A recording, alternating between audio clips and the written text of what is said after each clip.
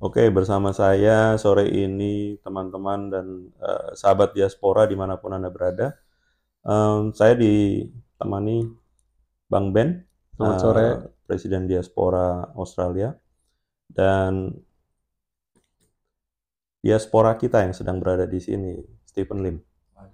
Jadi kita akan ngobrol-ngobrol mengenai working holiday visa yang saat ini sangat hot ya, lagi sedang menjadi topik yang trending. Kenapa? Karena bisa memberikan salah satu solusi buat Hmm. teman-teman di tanah air untuk memiliki pengalaman kerja di negara lain. Nah, persoalan yang timbul adalah banyak sekali misinformation yang Hmm. terjadi saat ini, dan kemudian juga banyak pihak yang memanfaatkan, sehingga eh, banyak pihak yang dirugikan.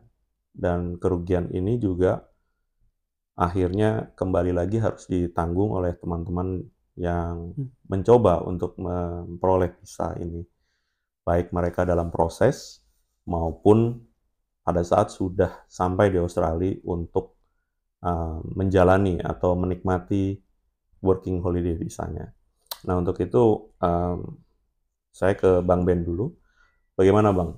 Apa yang menjadi masalah sebenarnya buat kita ini untuk membawa isu WHV ini? Makasih Mas Aaron, makasih rekan-rekan udah mau memberikan waktu untuk mendengarkan diskusi kami pada sore hari ini. Sebenarnya pertemuan sore hari ini saya berterima kasih ke Mas Aaron karena ini bagian dari kepedulian kita diaspora ya. Jadi Betul. dari jaringan Indonesian Diaspora Network di Australia, yang terutama itu mungkin semangat gotong royong kita ya. Kita Mm-mm. harusnya selaku orang Indonesia itu saling peduli, saling bantu gitu. Tapi ternyata bahkan untuk satu program yang baik sekali seperti WHV ini, kita menemukan ternyata ada banyak adik-adik kita yang menjadi seperti yang Mas bilang tadi, mendapatkan misinformasi, Mm. dan karena misinformasi itu menjadikan mereka dalam tanda kutip korban ya, Mm-mm. mendapatkan satu pelayanan yang tidak menyenangkan hati, sesuatu yang harusnya menjadi kesempatan buat mereka untuk bisa mendapatkan kesempatan hidup, kesempatan bekerja sambil menabung di sini, tapi malah jadi dalam tanda kutip dikerjain orang, menjadi korban gitu. Mm-mm. Hal itu yang menjadikan saya selaku Presiden Indonesia Diaspora Network di Australia terpanggil untuk membantu bagaimana supaya kita memberi klarifikasi. Tentunya kita nggak bilang kalau kita 100% menguasai semua kejadian yang ada di lapangan seperti itu ya Mm-mm. Mas ya.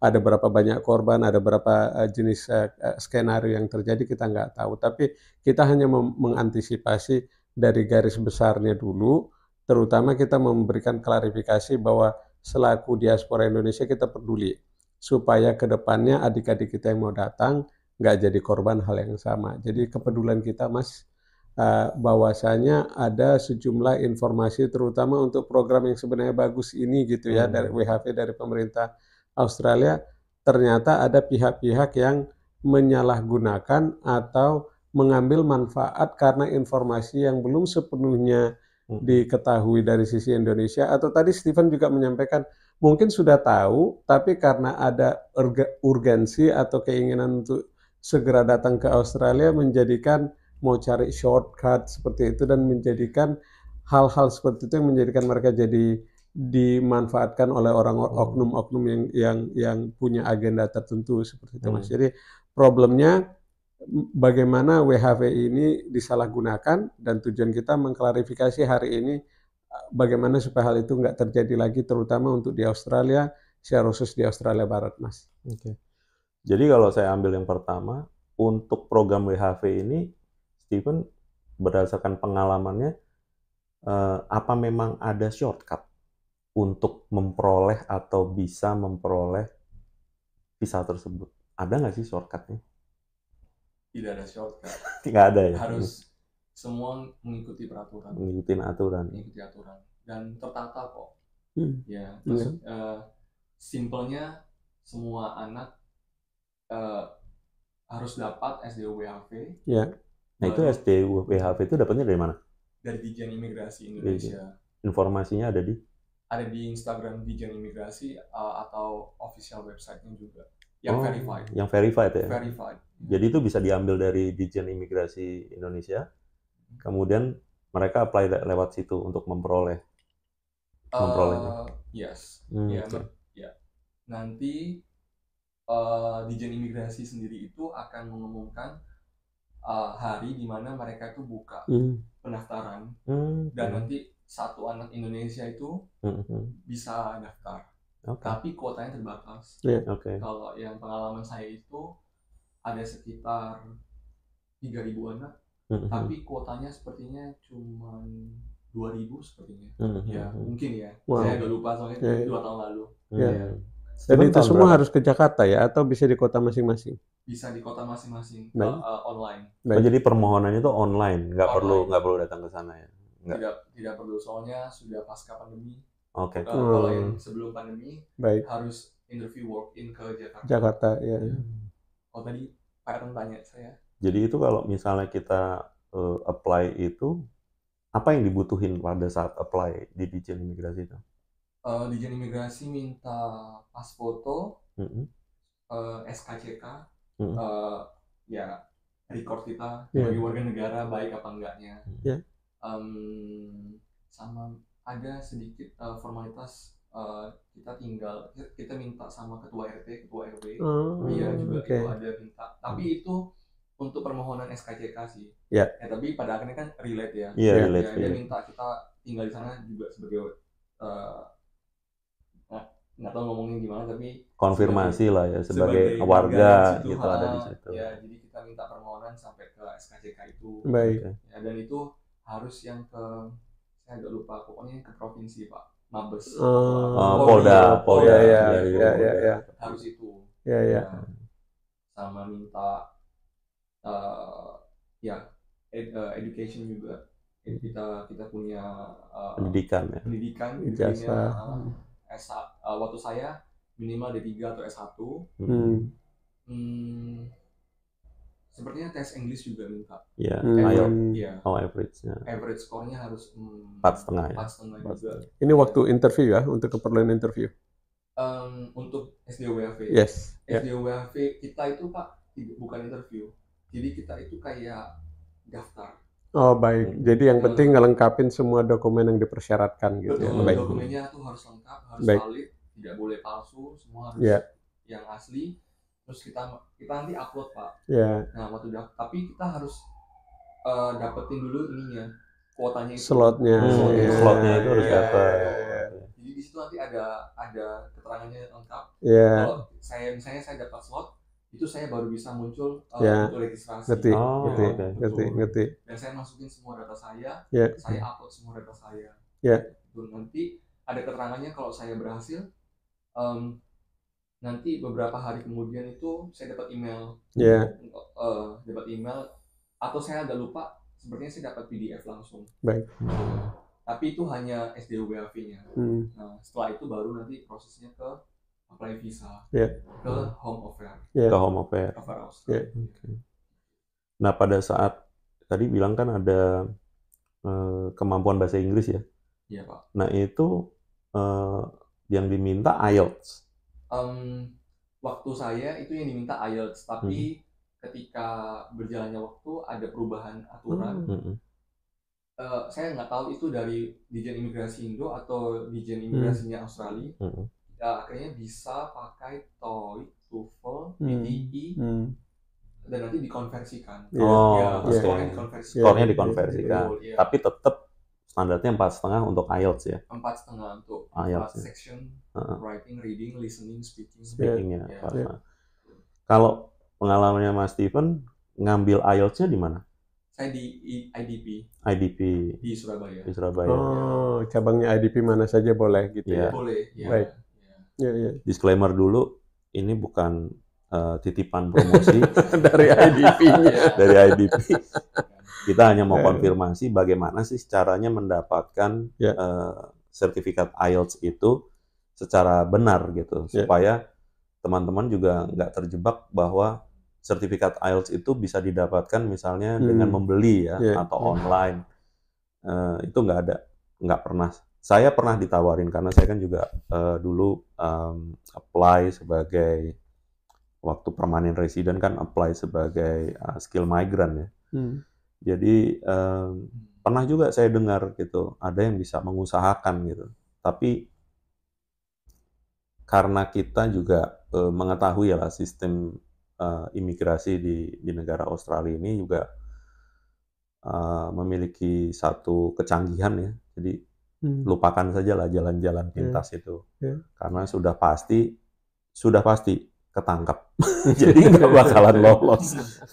Jadi ini Mas Steven ngasih tahu yang benarnya itu adalah ke salah satu lembaga pendidikan yang memang menyelenggarakan tesnya, kemudian mengikuti tes yang kemudian hasilnya sertifikatnya itu kalau nggak salah waktu zaman saya bisa dipakai selama 1 tahun atau 2 tahun. Itu jadi itu nggak waste cuma sekali dipakai ya, tapi itu berlaku untuk 1 atau 2 tahun dan didapatkan di tempat yang terdaftar ya untuk itu dan kerjasama dengan pemerintah Australia.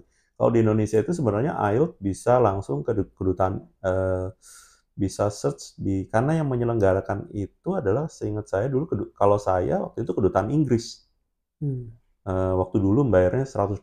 Mas Steven berapa? Saya 2.700.000. 2 juta itu 700. dapat diskon juga sih.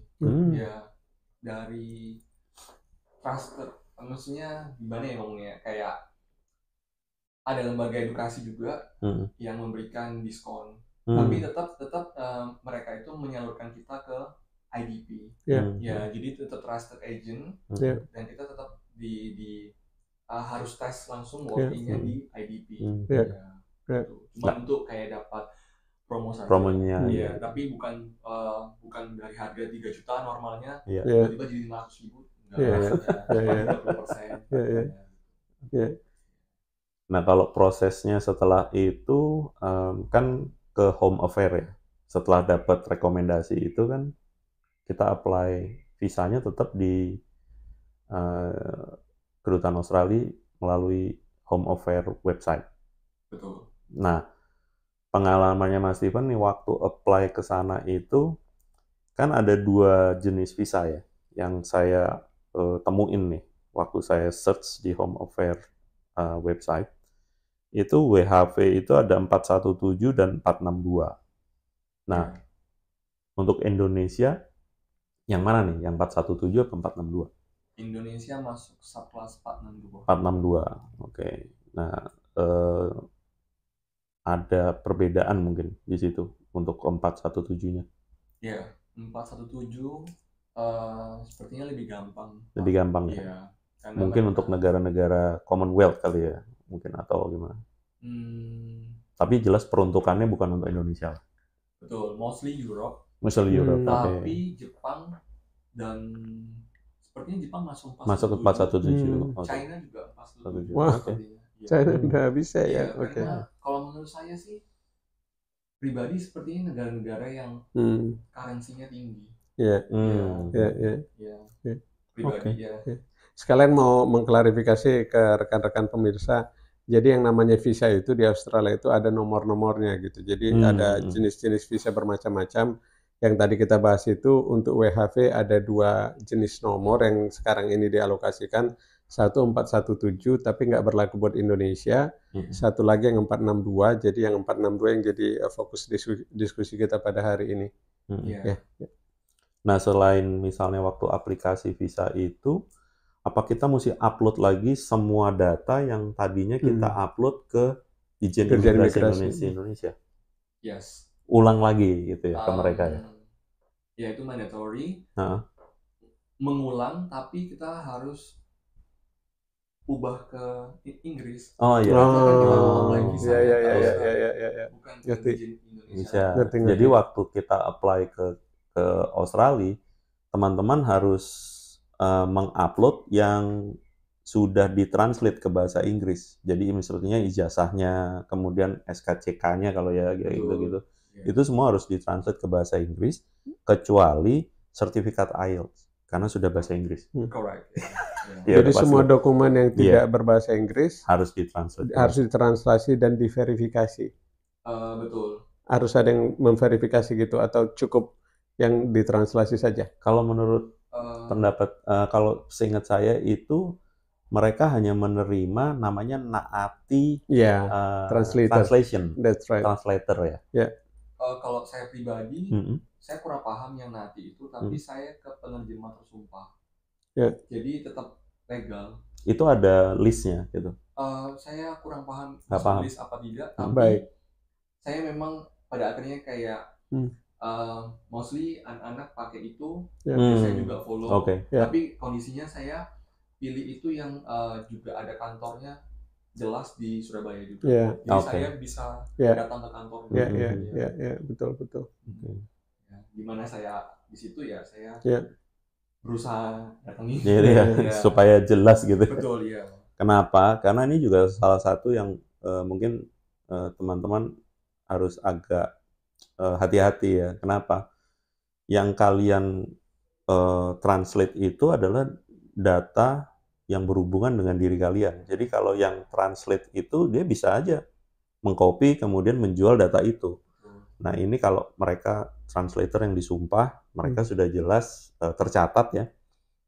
Dan mereka juga pasti tidak melakukan hal-hal seperti itu. Jadi ini adalah untuk keamanan dokumen-dokumen Anda sendiri.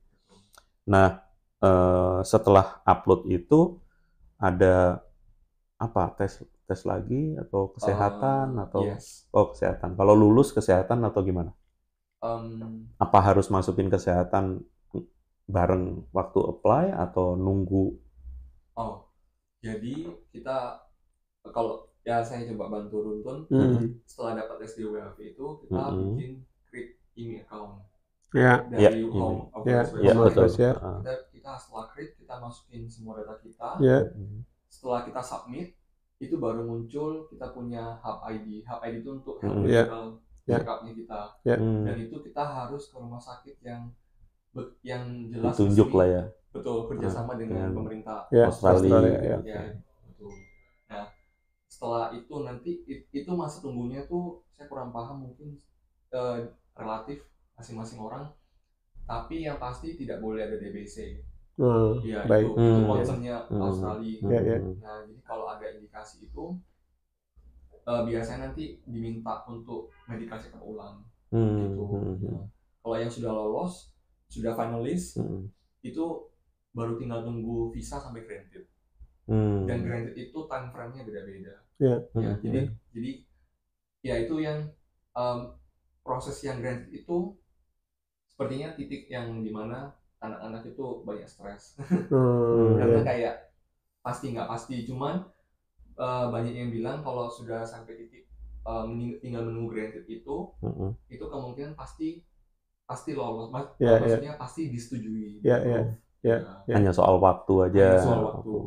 Jadi perlu kesabaran ya. Tapi mungkin mengklarifikasi aja. Jadi waktu masuk ke Home Affairs, waktu sudah bikin IMEI account, maka sepanjang persyaratan dokumen-dokumen persyaratan terpenuhi, maka kemudian langkah berikutnya akan minta medical check-up. Kalau medical check-up-nya oke dan semua dokumen ini sudah oke, termasuk bank statement saya pikir ya untuk menunjukkan adanya dana. Pokoknya kalau itu semua terpenuhi hanya masalah nunggu waktu gitu ya. Jadi harusnya tidak ada reason untuk pihak kedutaan Australia untuk menolak itu kalau semua persyaratan terpenuhi gitu ya. Ya. Saya pikir itu yang perlu kita tekankan ke teman-teman di Australia. Kalau semua prosedur diikutin, dipenuhi, nggak perlu takut, nggak akan ada red tapes, nggak akan ada permainan kiri kanan lah supaya proses itu terpenuhi. Pokoknya hanya masalah urut-urutannya saja dia akan terpenuhi gitu. Jadi nggak ada yang aneh-aneh lah, nggak ada harus mempengaruhi supaya proses itu bisa lebih cepat lagi gitu. Semoga membantu kalau di Indonesia itu kalau udah namanya main administrasi di Australia itu clear, jelas, tinggal diikutin aja prosesnya. Jadi nggak perlu ada selipan. Jadi misalnya memasukkan, karena semua juga online ya. Dengan sistem online ini kan juga mereka tidak memungkinkan kita untuk mengetahui siapa yang memproses, siapa yang diproses. Dan proses ini yang tidak dipengaruhi oleh mungkin istilah ordal atau itu enggak ada. Jadi kalau di Australia seperti kata Bang Ben, dan berdasarkan pengalaman Bang Ben juga yang sudah tahunan di sini bersama saya, kita nggak pernah mengalami adanya red tape, kecuali memang ada sesuatu hal yang mengganggu jalannya proses itu. Tapi kalau kita memberikan semua persyaratan, itu hanya masalah waktu. Nah, standar waktu servis di Australia ini, kalau buat teman-teman yang di sini rata-rata tahu ya, semua itu standarnya 28 hari. Jadi semua agensi di Australia ini standar servisnya adalah 28 hari. Kalau belum 28 hari, itu berarti masih dalam proses. Nah, kalau sudah lewat 28 hari, biasanya kita kemudian yang menghubungi secara langsung. Kenapa kok belum keluar? Dan mereka biasanya sangat informatif ya untuk memberitahu. Nah, dalam proses ini kita memang harus bersabar karena tidak akan ada percepatan sekalipun kita telepon tiap hari. Nah, itu tidak akan membuat proses ini menjadi lebih cepat. Dan itu yang harus teman-teman menyadari bahwa ini adalah bukan cuma sistem kerja, tapi memang sudah menjadi prosedur yang baku bagi agensi di Australia itu seperti itu. Mungkin dari situ kalau sudah sampai pada keluarnya nih, visanya, Mas Steven bisa mungkin guide kita ya, karena kan kita punya pengalaman yang beda.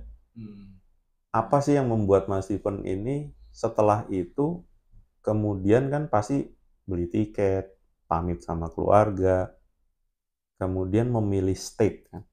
Betul. Memilih state. Apa pertimbangannya dalam saat memilih state itu? Ongkos kah? Soalnya kan Sydney jauh nih. Sydney dari Indonesia, seingat saya tuh 7-8 jam terbang. Kemudian tiketnya paling mahal. Kalau Melbourne lebih pendek, tapi tiketnya mahal juga. Kalau Perth, kalau dari Bali paling murah tiketnya. Apa itu pertimbangannya atau ada hal lain? Kalau saya pribadi, tiket dari Bali betul memang murah, tapi waktu itu saya kena 3 juta dari Bali ke 3 juta itu termasuk mahal. One way ya? One way. Oke. Dan tidak dapat bagasi.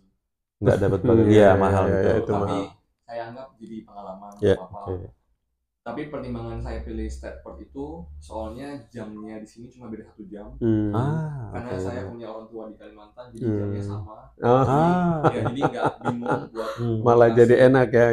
Iya, betul. Dan juga sama seperti Bali. Jamnya. Wita. Iya. Terus ya betul jarak. Karena dekat sih, seperti Darwin lebih dekat ke Bali. Cuman dari Perth kan bisa langsung direct ke Jakarta, bisa juga ke Bali. Jadi ya distance-nya enak aja sih. Cuma untuk masalah kerjanya itu ya kembali ke masing-masing.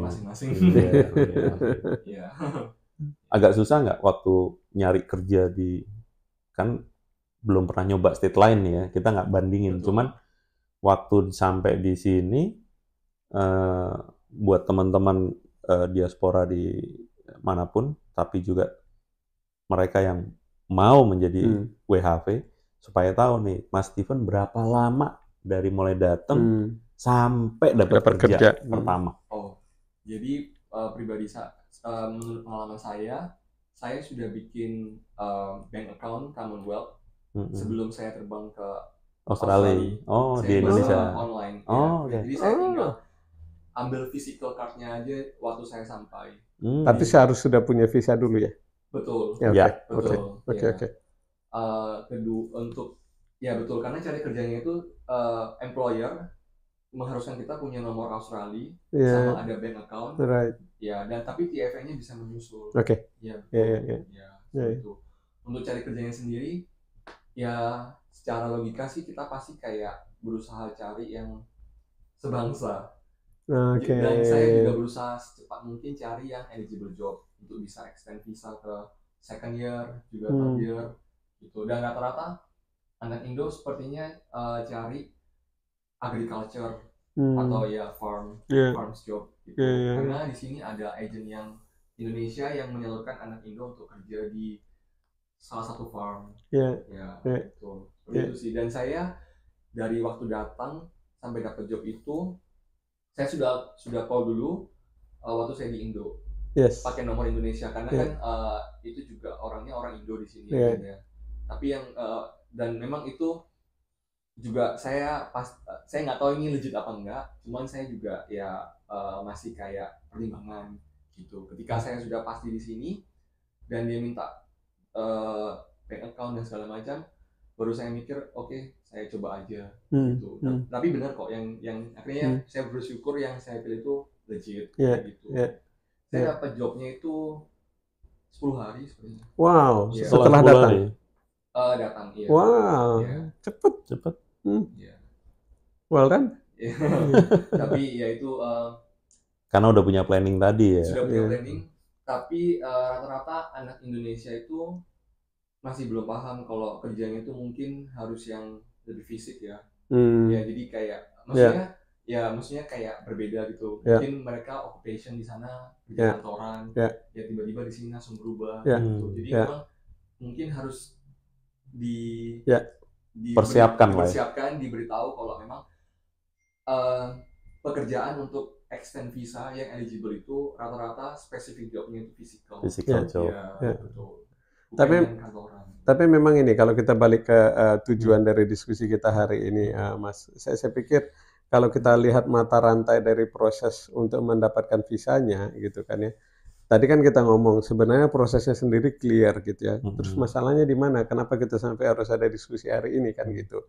Ternyata kalau kita lihat mungkin kebiasaan di Indonesia kah atau selalu ada pihak yang coba melihat di mana ada bolong-bolong momen di mana ini bisa dimanfaatkan sehingga hal yang sebenarnya clear prosesnya ternyata coba dimanfaatkan supaya ada anak-anak atau peserta calon WHV yang jadinya disalahgunakan kepercayaan atau keinginan mereka untuk mendapatkan visa ini, mereka malah jadi korban gitu.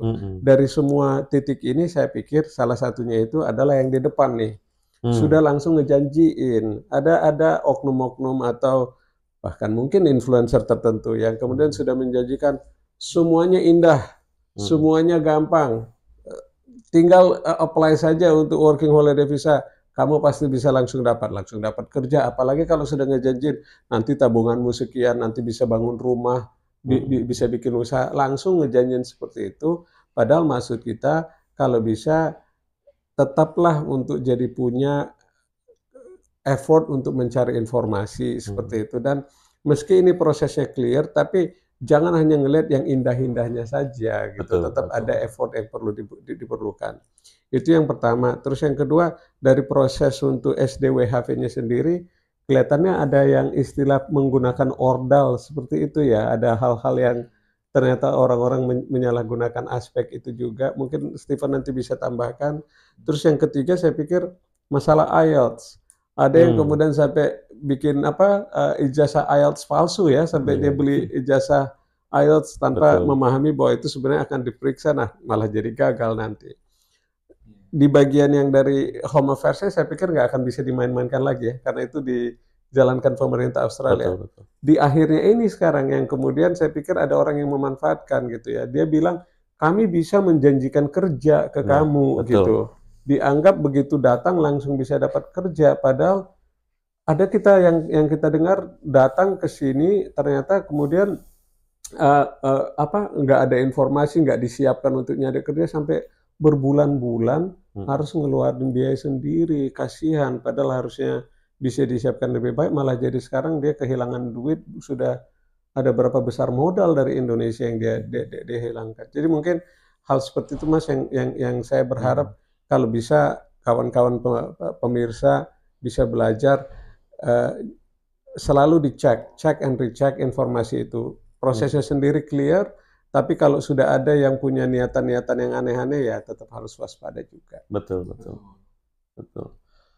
sebelum saya menyampaikan informasi ini, saya disclaimer dulu ya. Saya bukan migration agent yang pertama.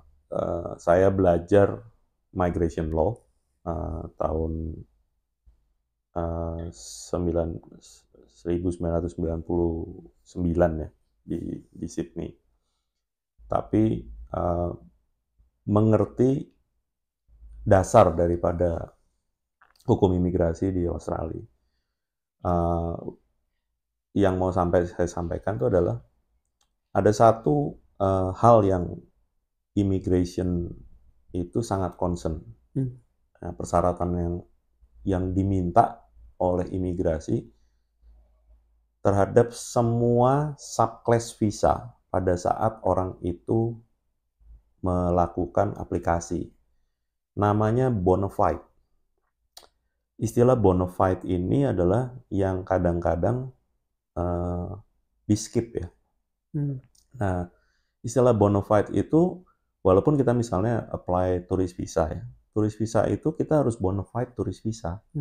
Sebagai turis ya, pada saat apply itu kita harus bona fide turis.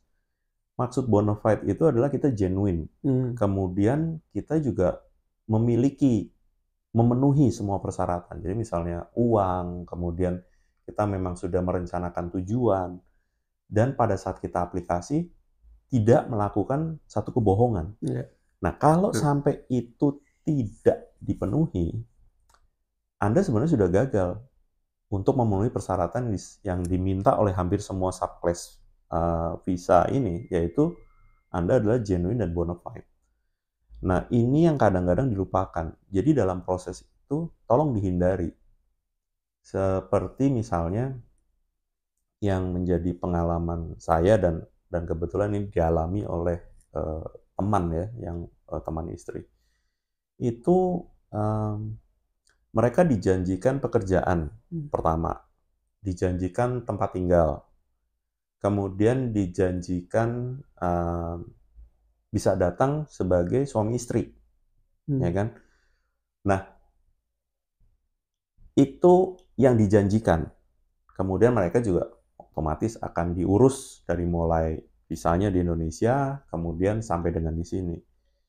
Jadi pada saat mereka menghubungi istri saya, kemudian kita ketemu di airport dan sebagainya, ini sangat mengejutkan. Mengapa?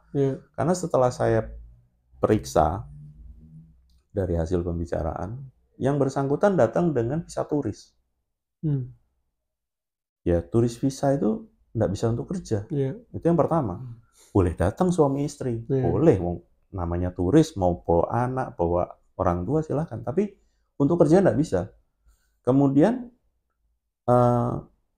ini sangat bertentangan karena yang bersangkutan itu dijanjikan setelah nanti di sini akan dirubah, visanya akan diajukan lagi untuk memperoleh WHV. Nggak mungkin. Jadi itu adalah informasi yang sudah salah.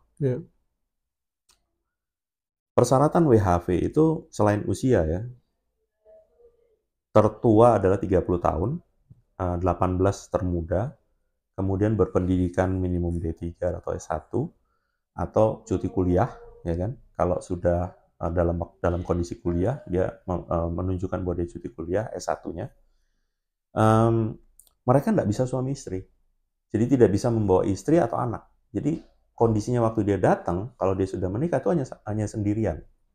Itu salah satu persyaratan juga. Kemudian seperti Mas Stephen bilang, IELTS 4,5. Kemudian bank, mereka memiliki minimum bank account. Mereka diminta minimum 5.000 Australian dollar. Kenapa? Nanti kita akan masuk kepada Mas Stephen lagi. Kenapa diperlukan uang itu? Karena ya seperti yang tadi Mas Stephen bilang, 10 hari loh baru dapat kerja. Selama 10 hari tinggal di mana? Makannya apa? Ya kan? Transportnya gimana? Nyari wifi gimana? Untuk apply kerjaan, untuk kontak, untuk komunikasi, untuk tahu di mana ada kerjaannya. Semuanya tuh kacing gitu. Uang itu nggak mungkin yang lain. Jadi persyaratan itu ada untuk suatu hal yang memang harus disiapkan. Jadi kalau Anda ditawari bisa datang suami istri, kemudian akan dicarikan kerja, dijemput dan sebagainya, Anda harus mulai alert atau berpikir atau melihat kembali kepada informasi yang valid. Hal itu nggak mungkin, karena hampir semua tidak sesuai dan bertentangan. Dan itu yang mau kita sampaikan, bahwa teman-teman atau adik-adik kita yang mau datang kemari sebagai WHV, pemegang WHV visa, berhati-hati. Jangan sampai itu terjadi. Apalagi ongkosnya diminta 45 juta, 90 juta, dan sebagainya. Wow. Kalau kita ikutin aja yang sesuai aturan, ya kan? Itu kan nggak sampai segitu. Bahkan uang itu harus bisa dijadikan jaminan karena memang diperlukan minimum 50 juta ya. Tapi bukannya 50 juta itu untuk ongkos orang itu bantuin. Dan dengan sistem yang hampir semuanya online, ordal itu nggak ada. Baik di Ditjen Imigrasi, ya kan? Karena itu sistemnya online. Saya punya keyakinan ya, Indonesia dengan kondisi yang sekarang berkembang kepada teknologi yang lebih maju, cara-cara yang diterapkan untuk mengurangi red tape administrasi adalah sistem online. Bagaimana misalnya Jakarta dulu tendernya di-online kan oleh Pak Ahok. Sekarang dengan Pak Luhut Binsar Panjaitan hampir membuat portal-portal untuk pekerjaan yang harusnya ditenderkan. Jadi itu adalah salah satu cara, dan Ditjen Imigrasi juga melakukan hal yang sama. Jadi kemungkinan ordal di dalam hal ini tuh nggak ada. Apalagi setelah memasuki kepada proses imigrasi Australia. Belum pernah dengar sih sistem ordal. Ya, Bang Ben maupun saya mengalami, dan sekarang Stephen juga melalui proses itu dan nggak ada sistem ordal. Jadi jangan percaya terhadap janji itu bahwa itu akan terjadi. Yang jelas, kalau Anda mau ke sini sebagai WHV, Anda harus dari awal apply WHV visa. Anda nggak bisa ke sini dengan other tourist atau other visa, kemudian merubah. Karena salah satu persyaratannya pun adalah Anda belum pernah memegang visa Australia. Itu persyaratan WHV.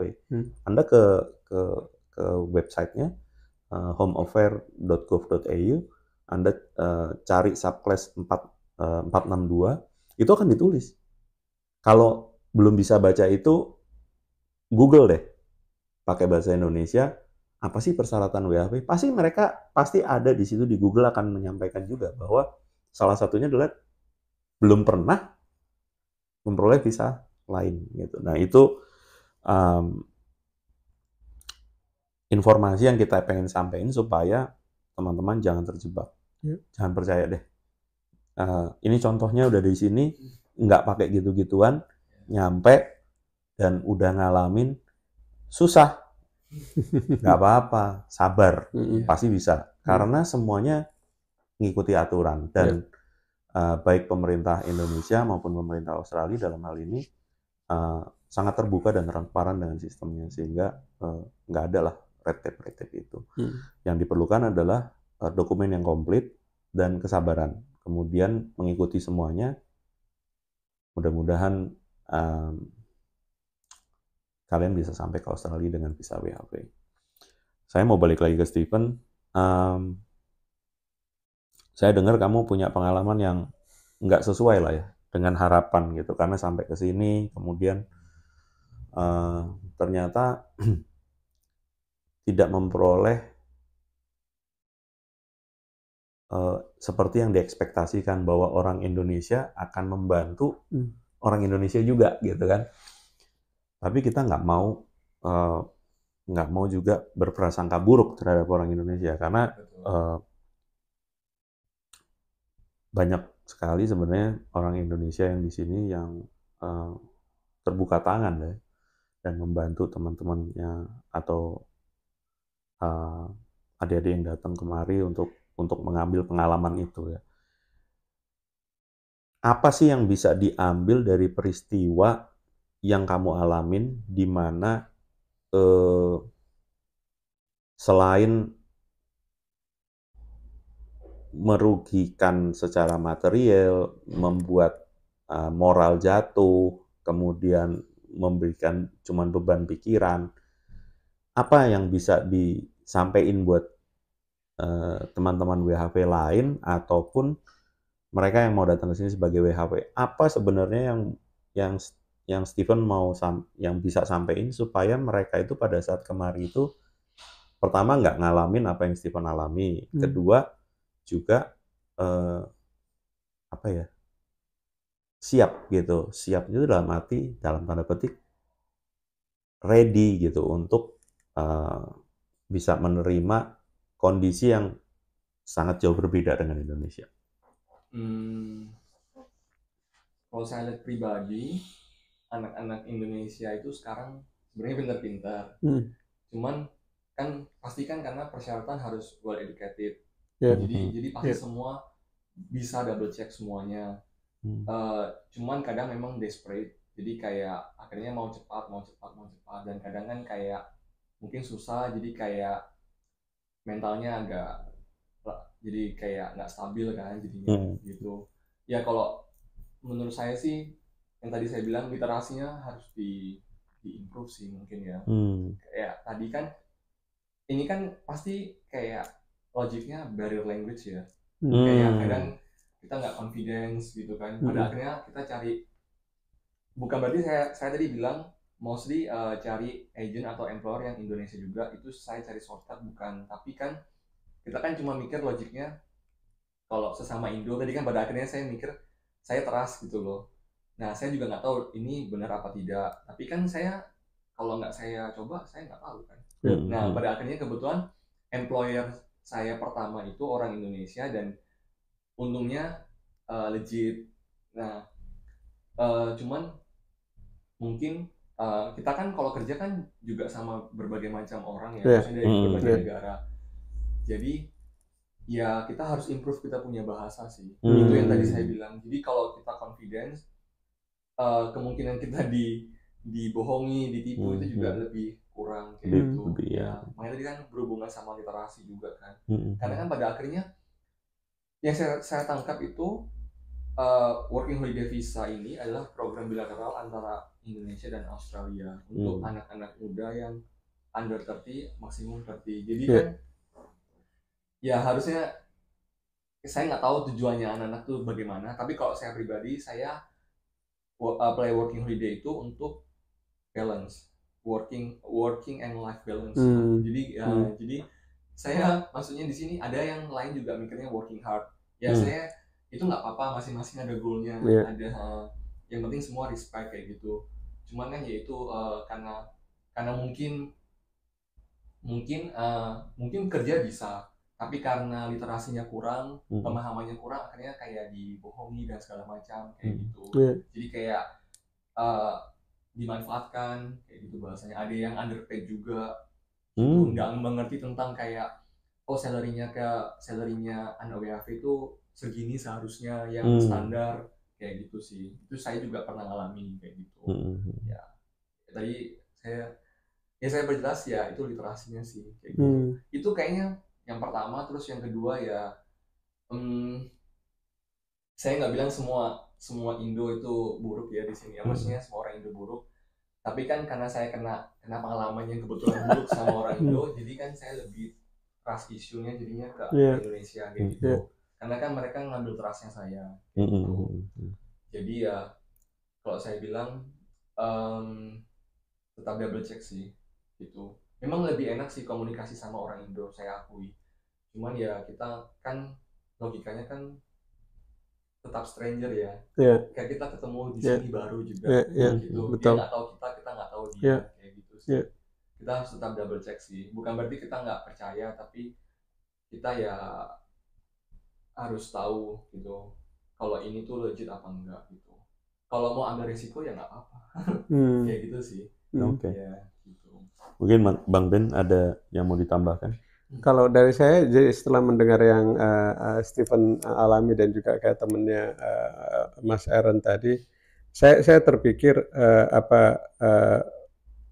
memungkin jika saya bersedia, begitulah mungkin lebih tepatnya gitu ya, membuka jalur komunikasi dengan Indonesian Diaspora Network gitu ya. Jadi kalau ada dari kawan-kawan dari Indonesia yang butuh validasi seperti itu, kalau ada pihak-pihak yang dirasa, ini saya lagi mau kontak ini, ada rekomendasi nggak gitu ya.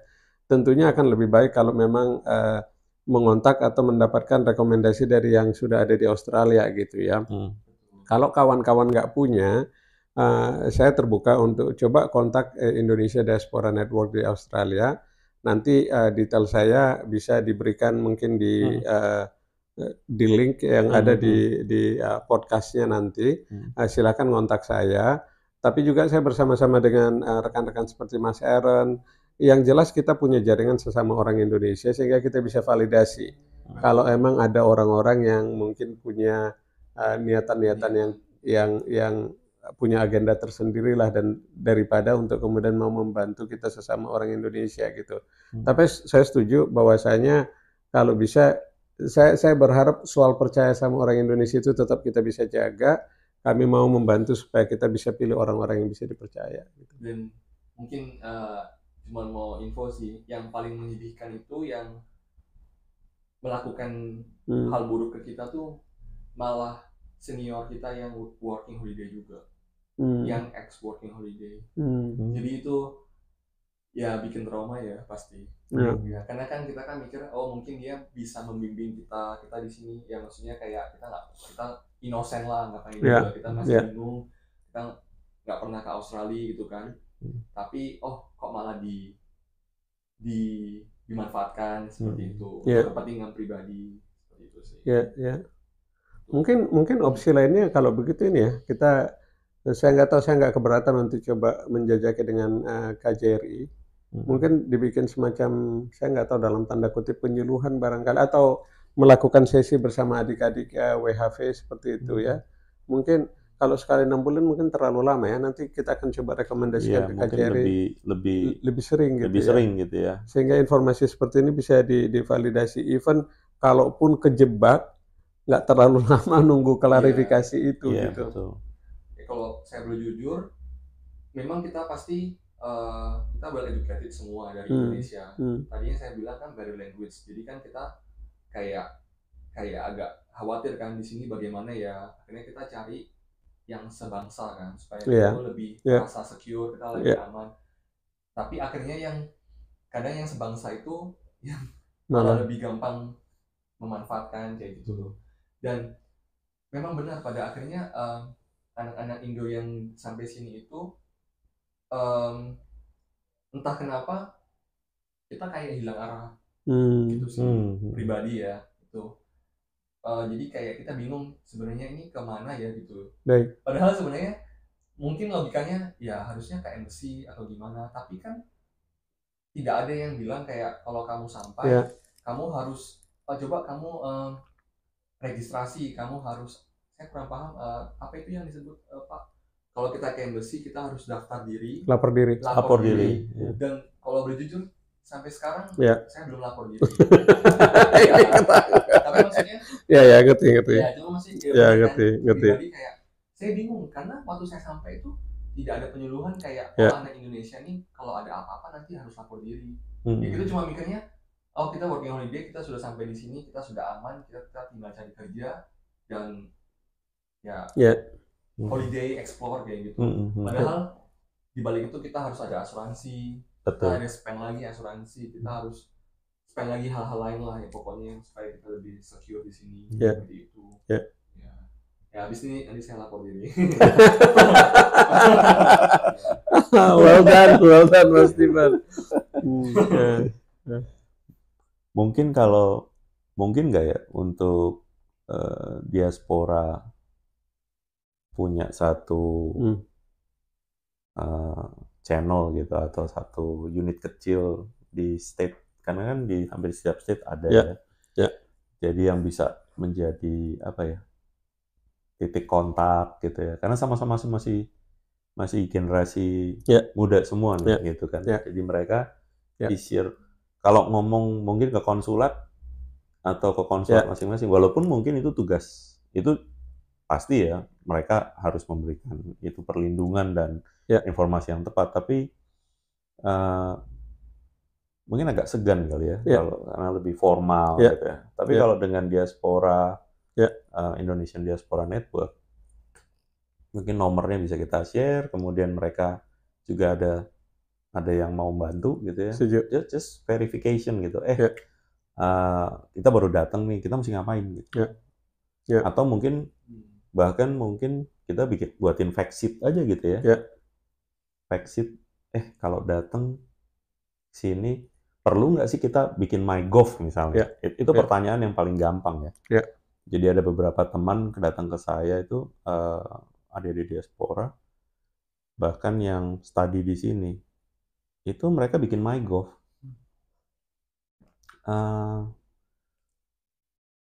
Sebenarnya kalau secara profesional ya, saya tidak menyarankan. Kenapa? Karena seperti di Indonesia, pajak itu bukan sesuatu. Pajak itu bukan dibuat untuk dimengerti secara mudah oleh para pembayar pajaknya. Jadi ada beberapa hal yang memang bukan dibuat sulit ya, tapi memang bahasanya tidak bahasa umum gitu ya. Apalagi ini bahasa Inggris. Sehingga sudah pasti ada kesalahan-kesalahan kalau kita melakukan. Kalau selamat melewati itu, tapi tidak mengerti bagaimana mengakhirinya, itu punya potensi dari NPWP-nya atau data dirinya itu dipergunakan oleh orang lain setelah meninggalkan negara. Jadi banyak hal yang saya sebenarnya kurang, karena kan mereka tidak di sini sebagai resident. Potensinya terlalu besar, risikonya, kegunaannya sangat kecil, dan bisa digantikan. Bukannya saya mau menggantikan itu dengan sebaiknya Anda ke agent. Agentnya boleh siapa aja gitu. Tapi itu pertama sudah diharapkan bahwa informasi yang diberikan benar kalau ke agent ya, ke agent pajak ya. Kedua, data kita lebih aman karena kemungkinan agentnya memanfaatkan data itu akan jauh lebih kecil. Nah, hal-hal semacam itu yang mungkin perlu diinformasikan. Apa sih sebenarnya yang harus teman-teman BHV itu lakukan pada saat mereka berada di Australia? Mungkin yang sebenarnya paling besar yang sebenarnya Mas Stephen udah sampaikan itu adalah justru asuransi kesehatan. Karena biaya Anda sakit di sini di Australia luar biasa. Gitu. Dan karena Anda tidak bisa mengakses lokal BPJS Australia, di sini namanya Medicaid, itu Anda memang sebaiknya memiliki asuransi kesehatan sebagai visitor. Karena itu kalau terjadi sesuatu dan Anda sakit yang serius, shock deh, pasti shock karena biayanya lumayan besar, dan itu mungkin yang jauh lebih penting daripada hal-hal lain gitu. Tapi saya setuju sama yang Mas Aaron usulkan. Saya pikir kita perlu bikin semacam fact sheet. Kayaknya nggak hanya kita yang mikir itu. Saya akan coba cek juga nanti untuk kawan-kawan yang sudah ada pemikiran untuk bikin fact sheet. Jadi kalau bisa rekan-rekan sebelum datang ke Australia sudah ada hal-hal apa yang harus dicek. Ada salah satunya itu Widi bahkan sudah sampai bikin video segala juga untuk hal-hal yang perlu disiapkan sebelum datang ke Australia. Tapi saya kepikirnya kita nggak hanya mikirin WHV saja kan gitu ya. Artinya setiap orang Indonesia yang mau datang ke sini kalau bisa sudah ada semacam portal atau tempat untuk bertanya gitu ya. Hanya saya merasa mungkin tidak cukup hanya untuk secara konten informasi saja, tetap ada yang perlu bisa dikontak gitu ya, supaya nanti follow up lewat WhatsApp kah, lewat Messenger kah, atau informasi untuk kontaknya seperti itu. Saya kepikir sekarang Mas, kayaknya ini perlu untuk diakomodasi sama Indonesian Diaspora Network juga. Nanti saya akan bahas dengan kawan-kawan di state yang lain, bagaimana caranya untuk kita bisa bikin ini se-efektif mungkin. Salah satunya, nanti saya akan kontak balik lagi, ini setelah diskusi kita ini, ada satu anak Indonesia sebenarnya yang lagi mau bikin platform. Jadi seperti Study Perth yang sudah nungguin di airport, ketika anak-anak datang, ada booth Study Perth-nya. Nah, dia sudah bikin pemikiran mau bikin semacam platform untuk menyambut orang-orang Indonesia yang datang. Jadi ketika ada butuh informasi, sudah bisa langsung ada semacam guide-nya yang kemudian membantu mereka. Kayaknya hal-hal seperti ini perlu deh kita lakukan. Idealnya sih dengan perwakilan pemerintah ya, tapi saya memahami, saya setuju sama poinnya Mas tadi. Bukannya karena orang nggak mau, tapi mungkin karena dianggap terlalu resmi. Orang nggak langsung secara seperti Stephen nggak langsung merasa harus lapor diri gitu kan ya, karena memang itu kayak jalur terlalu resmi. Maunya ini sih cuman ini aja, saya mau nanya, saya pengen tahu siapa yang saya bisa mau kontak gitu. Kalau saja kita bisa bikin semacam wherever you go in Australia, if you have any questions, if you want to find Indonesians to help you, to guide you, go here. Kayaknya itu kita perlu perkenalkan itu. Satu yang mungkin digarisbawahi itu kalau itu dilakukan di setiap state oleh volunteer. Ini kekuatan daripada gotong royong, semangat gotong royong orang Indonesia. Kayak yang IDN itu juga volunteer kan? Jadi dasarnya itu Indonesian Diaspora Network ini kan satu pekerjaan yang tidak dibayar gitu kan, sosial ya. Nah itu rasanya kalau itu dijadikan dasar, banyak sekali menurut saya teman-teman yang bersedia membantu hampir di setiap state ya. Setuju. Menurut saya. Mas. Oke, teman-teman, dimanapun Anda berada di tanah air maupun di luar negeri, dari Perth, West Australia Barat, sore ini kita sampai jumpa lagi di acara berikut. Mudah-mudahan nggak bosen. Dan Bang Ben, terima kasih. Terima kasih. Mas Stephen, terima kasih. Semoga bermanfaat. Dan semoga bermanfaat. Salam diaspora. Salam diaspora. Salam diaspora.